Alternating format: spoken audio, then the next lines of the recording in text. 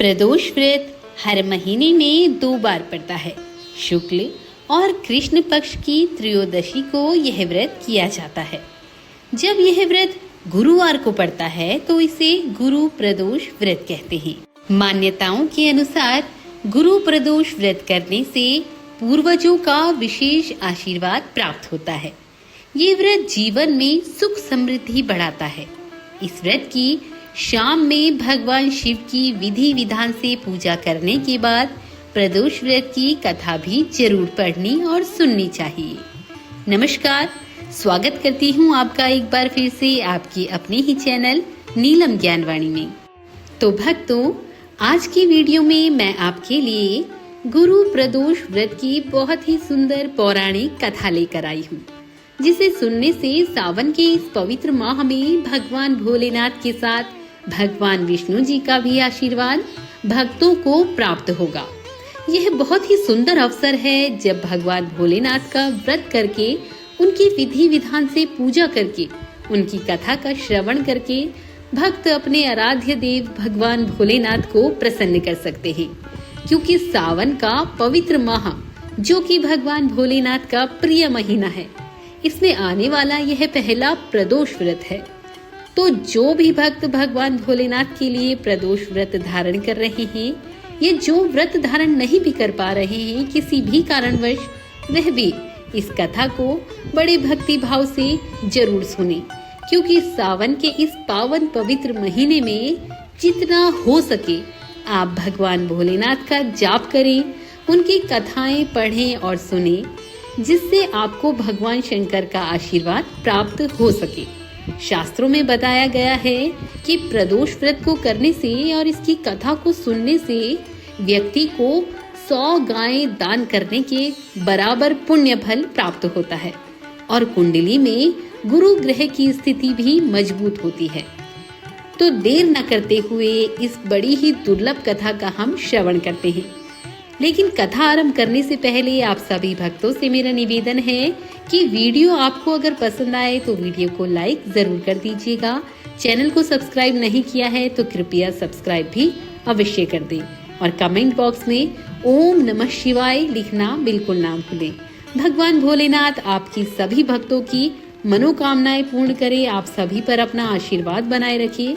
इसी शुभकामना के साथ आज की कथा का आरंभ करते हैं। तो प्रेम से बोलेंगे हरे हरे हर महादेव। एक पौराणिक कथा के अनुसार एक बार इंद्र और वृत्रासुर की सेनाओं के बीच एक भयंकर युद्ध छिड़ गया। देवताओं ने दैत्य सेना को पराजित कर पूरी तरह से नष्ट कर दिया। यह देखकर वृत्रासुर अत्यंत क्रोधित हो गया और स्वयं युद्ध के लिए उद्यत हुआ। उसने अपनी आसुरी माया का उपयोग किया और एक विकराल रूप धारण करके सब देवताओं को भयभीत कर दिया। भयभीत देवता गुरुदेव बृहस्पति की शरण में गए। बृहस्पति महाराज बोले, पहले मैं तुम्हें वृत्रासुर का वास्तविक परिचय देता हूँ। वृत्रासुर एक बड़ा तपस्वी और कर्मनिष्ठ व्यक्ति है। उसने गंधमादक पर्वत पर देवों के देव महादेव के लिए घोर तपस्या कर उन्हें प्रसन्न किया। अपने पूर्व जन्म में वह राक्षस चित्ररथ नाम का राजा हुआ करता था।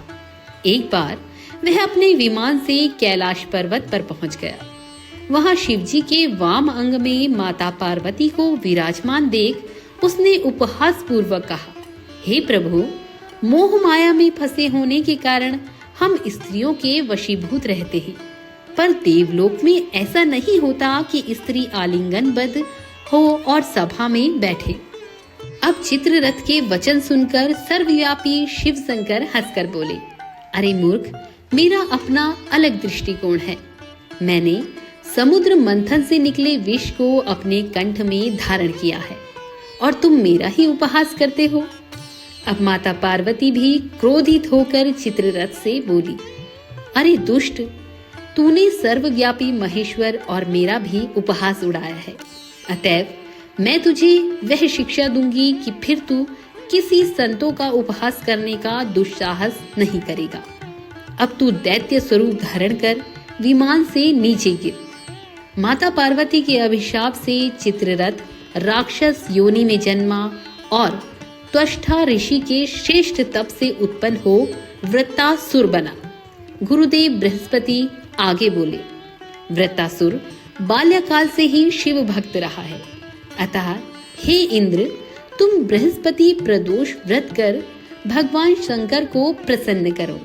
अब देवराज इंद्र ने गुरु बृहस्पति के कहे कथन का पालन किया और फिर उनसे आशीर्वाद लेकर गुरु प्रदोष व्रत का पालन विधिवत किया। इस व्रत के फलस्वरूप इंद्र को अपार शक्ति और भगवान शिव का आशीर्वाद मिला, जिसके कारण इंद्र ने वृत्तासुर पर अपनी विजय प्राप्त कर ली और फिर देवलोक में शांति स्थापित हो गई। तो प्रेम से बोलेंगे भगवान भोलेनाथ की जय। तो भक्तों, ये थी श्रावण माह के कृष्ण पक्ष की प्रदोष व्रत की कथा। उम्मीद है आज की कथा आपको पसंद आई होगी। तो आपसे निवेदन है कि इस कथा को अपने मित्रों और संबंधियों के साथ अधिक से अधिक शेयर जरूर करें। तो मिलते हैं अपने नए वीडियो में, तब तक के लिए नमस्कार।